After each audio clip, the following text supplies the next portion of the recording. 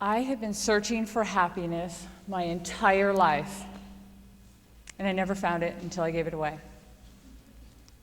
When I was 8 years old, I was living in Toledo, Ohio with my mom, my dad, my sister, and my brother. We had a pretty good life.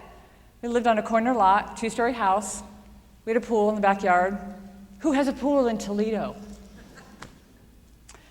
I was within walking distance of my school and had more friends than I could handle. My parents went away on vacation. When they came home, they told us we were moving to sunny Los Angeles. So we packed up our bags, moved all the way across the country into a house that didn't have a pool. Who doesn't have a pool in Los Angeles?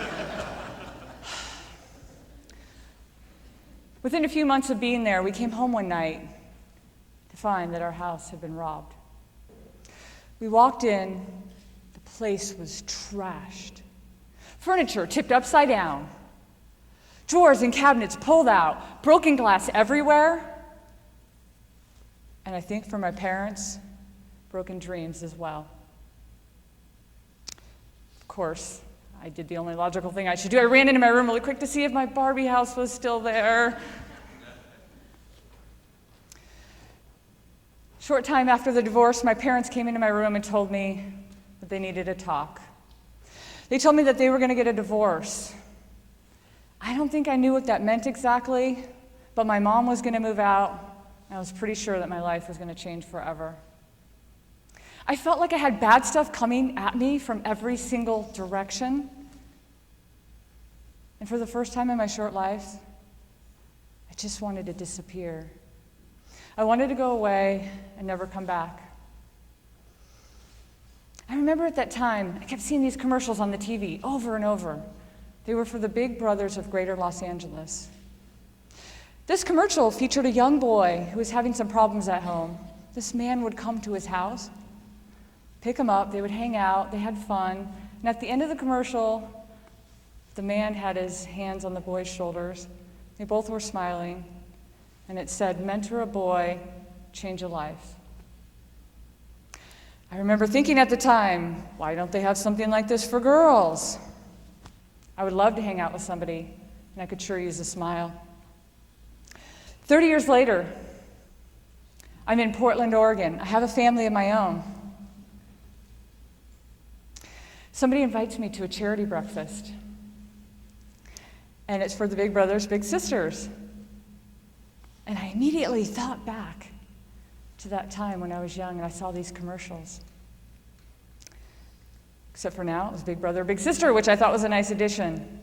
So I go there and they start talking. They have bigs and they're talking, they're the mentors, and the littles, the mentees. And they're talking about how they got together in the program and how their lives have been changed and affected. I have to admit, I was pretty moved.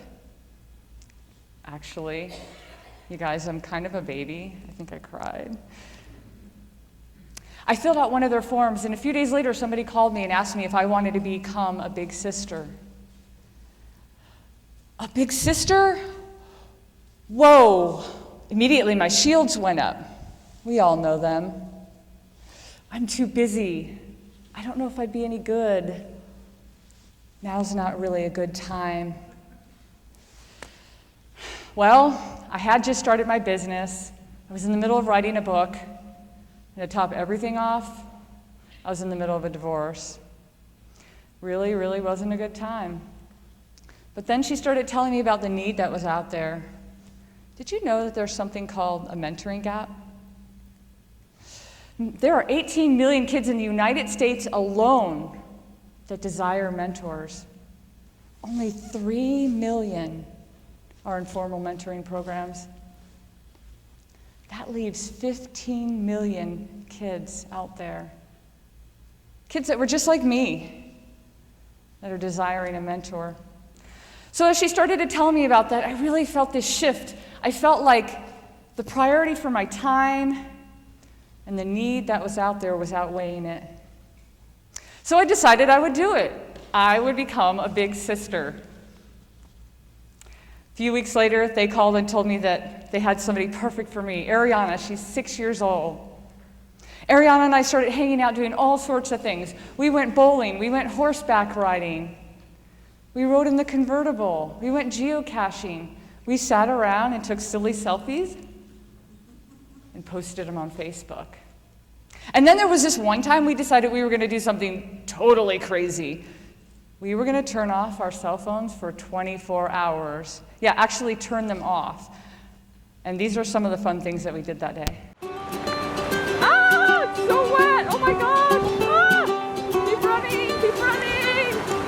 It's so freezing, but I like it. It's awesome, isn't it? And now we're here. We walked down all that. Yeah, it's pretty steep. We're pretty brave. Was having your cell phone off for 24 hours worth it? Yes, it was. Totally, wasn't it? Except for last night when we already needed help in 15 minutes. We were trying to fix the battery in this car, right? Because we're going to drive it.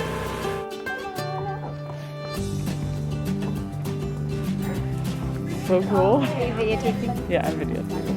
Very cool. Woo! It's raining paper. Paper that we need to shred. Woo! It's raining paper.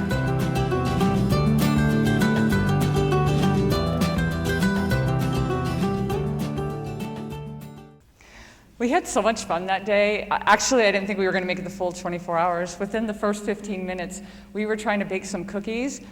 I realized I didn't have a cookie recipe, and so I went to grab my phone, and then I realized I couldn't do that. So we did it from memory, and they didn't turn out that great. But what we learned was when we completely disconnected from the world, we were able to completely connect with each other. And so I thought everything was going great. I thought that my hero plan was well on its way. I was going to swoop into Ariana's life, and I was going to be her hero. I just figured if her life was anything like mine was growing up, she was going to need one. So I also tried to introduce her to some of my interests, things that I thought would enrich her life, things like soccer, public speaking, and eating healthy. And at that same time, I started a journal for myself to help me to get through the pain that I was going through with my divorce. In this journal, there were words and expressions of sorrow and broken dreams, another broken family, more broken hearts. And I started this thing where in the upper right-hand corner, I would put either a happy or a sad face, depending on how I was feeling for the day. There were so many sad faces. But then one day I was flipping through, and I realized that there was this huge happy face on the top of the page.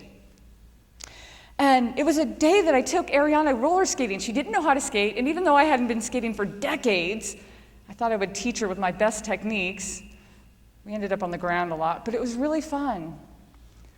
And it kind of showed me, like, even in the midst of like all this like horrible stuff I was going through, the days that I had with her, I was able to take like this vacation. It was really weird. I was able to like disconnect from my life for a minute and not worry about all the things that were stressing me, hurting me, making me cry. And I was able to just relax and have fun. So I looked through and I had so many happy days with her. Every day I was with her was a big happy face. But I noticed it started spilling over into the other days as well. That's when I realized I had Ariana to blame for my happiness. And you know, there are a ton of stats out there right now. Research tells us that 1 in 4 youth in the United States, they're depressed. But when they're matched up with a mentor, just somebody in their life just to hang out with. It doesn't even have to be this like, official, like you have to do this. It's just somebody to go and spend some time, hang out at waterfalls, drive in convertibles, go bowling, go to soccer games. When they're matched up with a mentor, they're 52% less likely to skip school. That's over half. 46% less likely to use drugs. Amazing. 33% less likely to engage in violent behavior. A 35% reduction in teen pregnancy.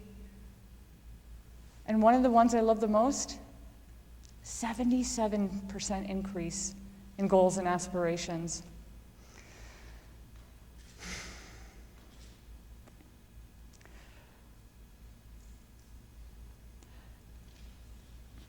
I guess the part of the story that I didn't tell was after my parents got divorced, my life got really rough. I moved in with my mom. I moved back in with my dad. I was with my aunt for a while. Then I was with my grandma. Went back with my mom. My dad moved to DC, got remarried, had 4 siblings. He moved back to California. There was fighting with my mom and dad, friction, new families trying to be blended. You know what? It was really tough, actually.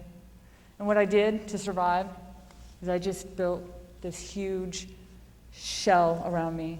I just thought if it was really hard and I could just get really angry at everybody and hate the world, I could deal with anything. It was absolutely my way. I was heading down this path of destruction, and I had no idea I was doing it. It's kind of like that thing where you see an accident about to happen, you cringe because you know what's going to go down, and the people that are about to get in the accident, they have no idea what's coming to them. Well, I was headed that way. And where am I? I'm in these stats. Skipping school? I skipped school, a ton of it. I skipped my entire 10th grade year. Years later, when I wanted to graduate, I had to go back for an entire year. Violence? I hate to admit it now, but I've gotten in so many fights when I was young. I got suspended a few times. The only thing I managed to stay away from by some short miracle was drugs and alcohol. To this day, it's a kind of unique thing about me. I've never had a sip of alcohol or done a drug in my entire life. But teen pregnancy? Got pregnant when I was 18. Now I have a beautiful daughter, of course. She's here with me. She's in the back. But if by mentoring a child, we can help to make some of these stats more positive, these stats right here, they affect every single one of us in this room. There's a lot of research out there on what mentoring does for the child. There's not a lot to back up what I'm about to tell you. That when you share your life with someone else, it will improve your own.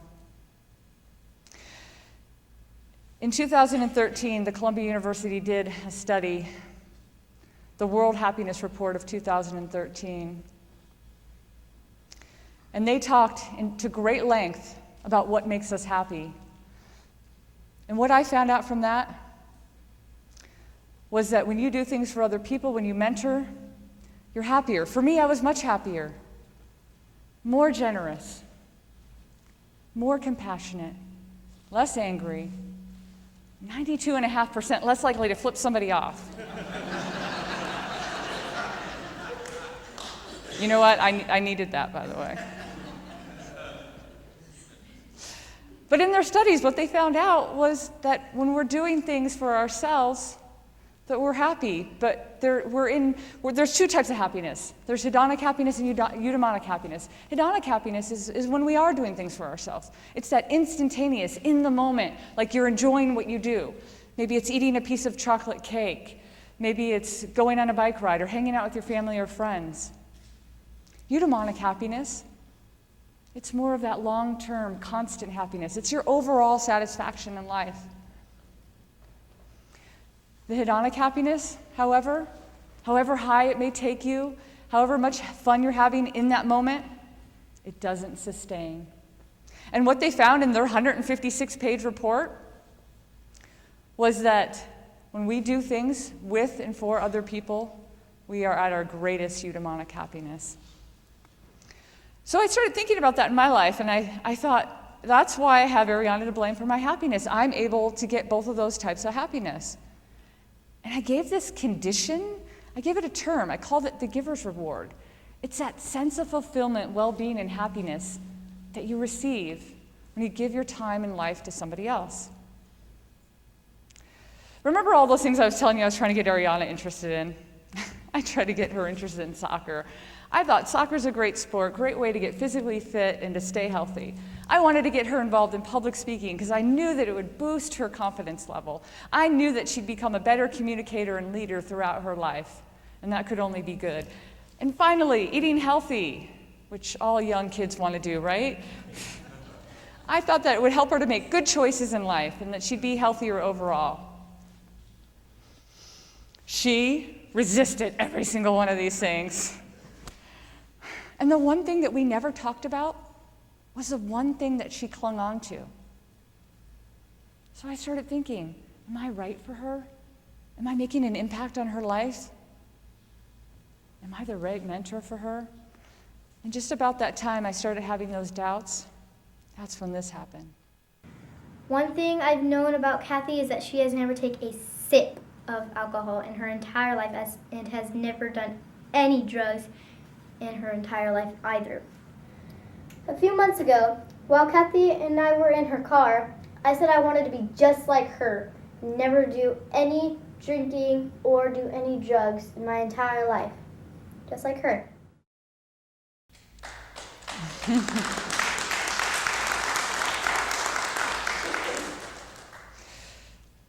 Now I hope that thought remains with her, but that's all you can ever do is hope. The one thing that I do know is if you share your life with someone else, give your time to somebody else, it will make an impact. It will make an impact on their life, and it will make an impact on your own. You might not know what that impact will be, but there will be one. So I think the lesson is you need to just prepare the ground, work the soil, then let the fruit blossom however it may. Years ago when I was a child and my parents were getting divorced, I had wished that I could have had a mentor to help me through those painful years of my life. Years later, when I was going through my own divorce and in search of happiness, I accidentally stumbled upon it by being a big sister to Ariana. Where will you find your happiness?